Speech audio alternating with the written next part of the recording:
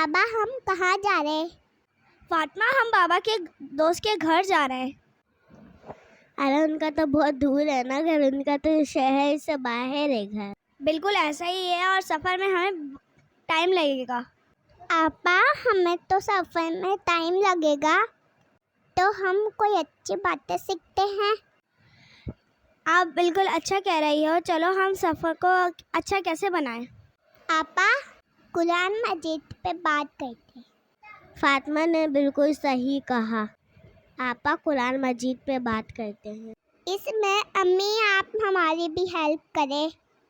اچھا، بہت اچھی بات ہے، ماشاءاللہ بچوں آپ نے ایک بہت اچھی بات سوچی، اور اس طریقے سے ہمارا سفر بھی اچھا ہو جائے گا اور معلومات میں بھی اضافہ ہوگا۔ چلو میں قرآن پاک کے حوالے سے کچھ سوالات کرتی ہوں، اور جو آپ کو نہیں پتہ وہ بات آپ کو بتاتی ہوں۔ صفیہ مجھے آپ بتاؤ قرآن مجید میں کتنی سورتیں ہیں؟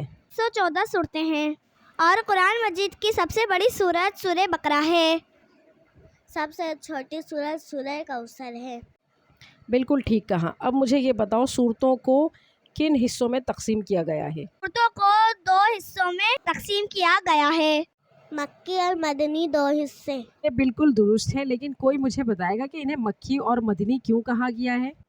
رسول اللہ صلی اللہ علیہ وسلم پر مکے میں جو صورتیں نازل ہوئی ہیں مکی کہلاتی ہیں، جو مدینے میں نازل ہوئی ہیں وہ مدنی کہلاتی ہیں۔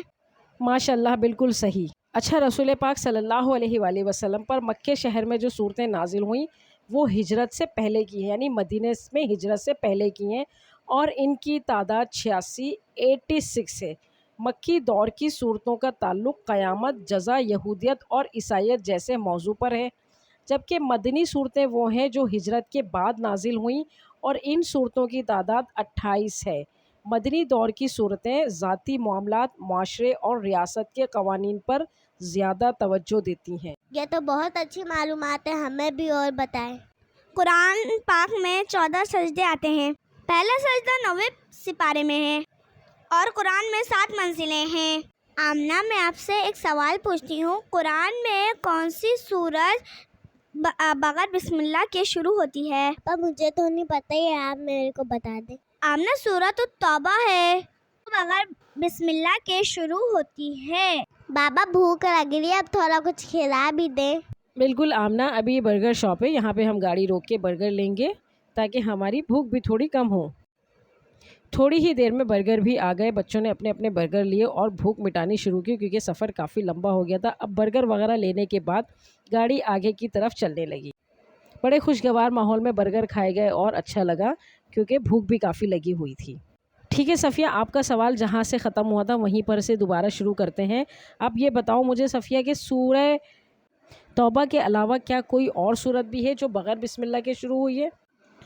قرآن مجید میں صرف ایسی سورت ہے سورۃ التوبہ جو بسم اللہ کے بغیر شروع ہوتی ہے۔ ہاں جی شاباش، بالکل صحیح کہا، صرف سورہ توبہ ہے جو بسم اللہ کے بغیر شروع ہوتی ہے۔ امی اس سفر ہمارے لیے تو بہت اچھا ہوا نا، کیونکہ اس سفر میں ہاں آمنہ بالکل صحیح کہا، اور ویسے بھی ہمارے لیے ہر وہ محفل، وہ سفر بہت اچھا ہے جس میں ہم اللہ تعالیٰ کا ذکر کرتے ہیں، اور یہاں آپ نے قرآن مجید کی کافی ساری معلومات حاصل کی ہیں۔ ہاں تو پیارے بچوں، آج ہم نے قرآن مجید کی معلومات پہ تھوڑی بہت بات چیت کی ہے، وہ آپ کو کیسی لگی؟ امید ہے آپ کی معلومات میں اضافہ ہوگا۔ اگلی ویڈیو تک کے لیے اجازت دیجیے، اللہ حافظ۔